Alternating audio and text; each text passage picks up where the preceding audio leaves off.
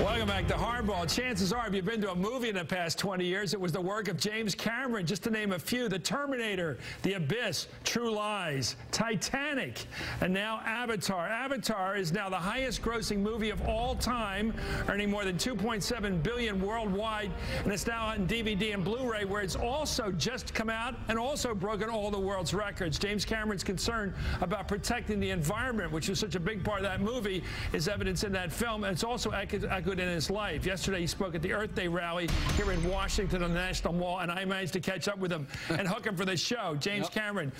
Reporting for duty, sir. No, I think what struck me about Avatar, which everybody who's watched this probably saw, was that there is a stake at some point. The piggishness on this planet, the use of our resources, just gets to the point where you got to go out and get something else and go out and colonize some other world. Now, maybe it's imagined in your movie, but your feelings about that reality. It's a fantasy. I mean, the film's a fantasy, but it's about a very real reality, which is our relationship with nature and how we have this kind of attitude of entitlement that we can take what we need. Historically, in the colonial period, North and South America, we took what we needed, you know, or we took Australia, or we took what we needed from Africa. Speaking kind of as the way the European community just kind of spread out. And we've never really backed off that model. We take the resources we need, we take everything. We don't give enough back. And we're crossing over a threshold where the earth is not going to be able to sustain us. Why do you think business fights concerns about climate, about energy depletion, about the need to find renewables? Why do they fight it?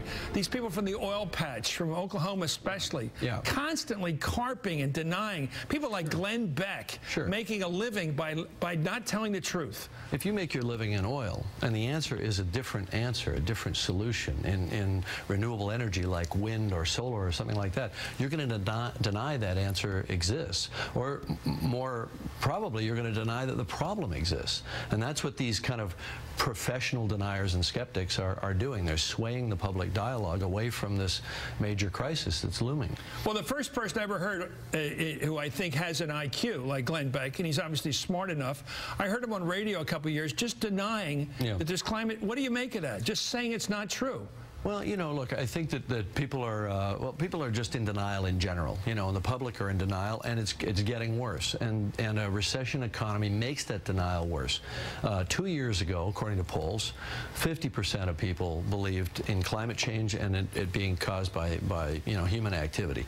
Now we're down to 34%. So we've gone from half to a third. We're going the wrong direction. We should be raising awareness and consciousness on this and really, you know, believing that there's a clear and present danger to our nation, to our children, and we're moving the wrong direction. What do you make of the decision a couple of days ago to just dump it, just shelve it by people like the Democratic leadership of the Senate? We are going towards an energy combination, climate change bill. Just saying, oh, we'll put it aside. We're going to do something else, immigration. Yeah, there's always going to be something. It's going to be health care. It's going to be immigration. It's going to be financial reform. There's always going to be something right in front of us that's more important. But in reality, if we don't solve this problem, all of that stuff isn't going to make any difference.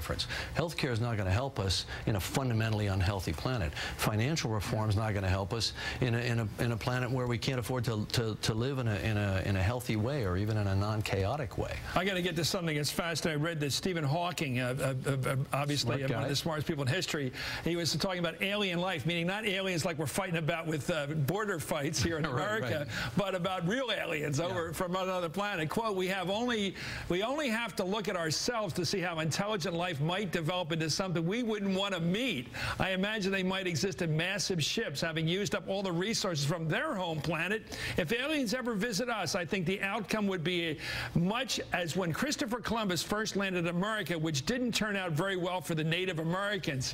What do you make of that horrific notion that aliens coming here, if we ever meet them there, will be like the ones in your movie, avaricious and frightening? I didn't know Stephen Hawking did science fiction, but I think he's right on the money. The history of the human race has been that any technologically superior nation, when it met a technologically inferior, you know, kind of guns against bows and arrows, they always took over. They took what they needed. It was either genocide, or the population was displaced, or was assimilated in some kind of paternalistic manner. They were, you know, converted to Christianity or whatever it was. And this has been our history. So why would we expect aliens to be any different? Well, he puts us with the bow and arrows and the aliens with the machine guns. That's right. Exactly. But you in your movie, in Avatar at least put us on the side of the advanced weaponry, but we end up losing the war anyway. We were the bad aliens in Avatar. I was turning it around. You've seen all these movies where the super advanced aliens come to Earth and they try to be like us and the Orson Welles guys. Take over. Yeah, well, Avatar was just that story turned around. Our main character is trying to blend in and be one of the aliens on their planet. So it's the same story. So putting it all together, you have to go. Putting it all together, the idea that this country is leading the world in depletion of resources of the world. We're the most poor sign of any people on the planet. We use up more gas, more everything compared to our numbers. If the world keeps going in this direction, heating up the planet, using up our resources, are we going to end up on those spaceships? Yeah, it's not just us. It's China, it's India, it's the places where the middle class is exploding. Everybody's sucking up more power. Population's continuing to grow. You know, we're going to have to do something about it. The planet just can't sustain. Do you have faith in any? I'm going to let you leave on this. Do you have faith in any political leader who will take the noise and the heat and perhaps the political defeat that will come from a person who really stands up and defends this planet? Lisa Jackson at the EPA is standing up. You know, she's using the Clean Air Act to actually go after polluters. But the reality is that the leadership in the House and the Senate, it doesn't have a strong public mandate right now because the public isn't aware enough of the problem. They gotta start critically thinking, denying the deniers, doing their own research, not going with the rhetoric, not going with the talk radio, actually learning the issues and believing what the science community is trying to warn us about, and then there will be a public mandate for our leaders to do something. You know, on the Hill, they don't do anything unless we tell them to do it. I know. I'm worried about the media, though, because now we have a right-wing media available that if you feel like, if you're a business guy, for example, a businesswoman, and you want to have a good excuse, a good dodge not to do anything, well, you listen to someone in the right like Beck, who's willing to come in and say, oh, you don't have to do anything. These guys are a bunch of tree huggers. Forget about it. What do you think of Beck's power in that direction? To give people a big excuse slip not to do anything. Guys like Beck and the others, and I think we all know, I think they're very dangerous to this country, and I think that someday they're going to have to answer to my children and to your children and their children for the world that they're helping to create right now. Okay, thank you very much, James Cameron. Congratulations. I've never seen anything like this in the movies.